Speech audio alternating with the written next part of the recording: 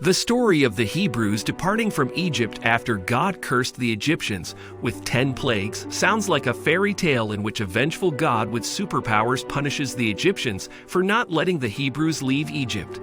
One of the most impressive of these displays of power was when God split the water in two so that the Hebrews could pass through.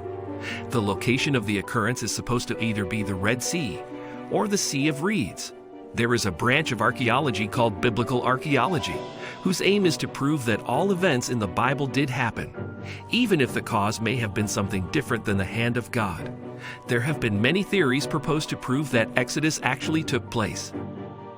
In 2006, a documentary titled The Exodus Decoded by Simcha Jacobovisi of the History Channel suggested that the Exodus did happen around 1500 before Christ, during the period of the Pharaoh Ahmose.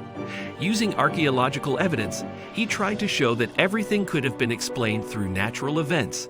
Naturally, his effort was faced with opposition from religion aiming to prove him wrong.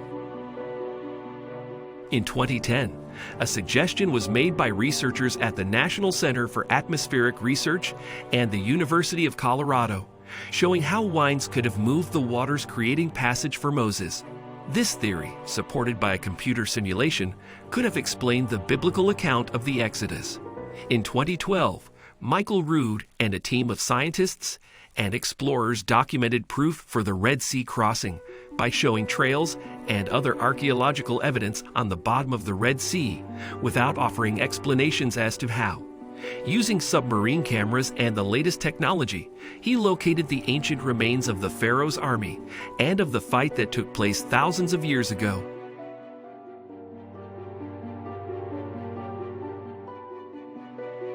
It is important to note that according to the biblical story, millions of people must have participated in the Exodus.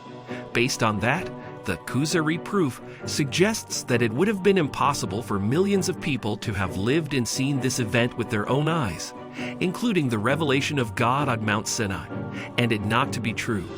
This suggests that it happened according to the account mentioned in the Bible, also adding to the fact that none of the previous scientific suggestions support the Exodus to have involved more than a few thousand people.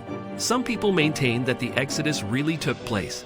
The fight between biblical archaeology and conventional archaeology will continue, with the first trying to prove the power of the God and the second attempting to break everything down to simple natural events as accounted by people with vivid imaginations.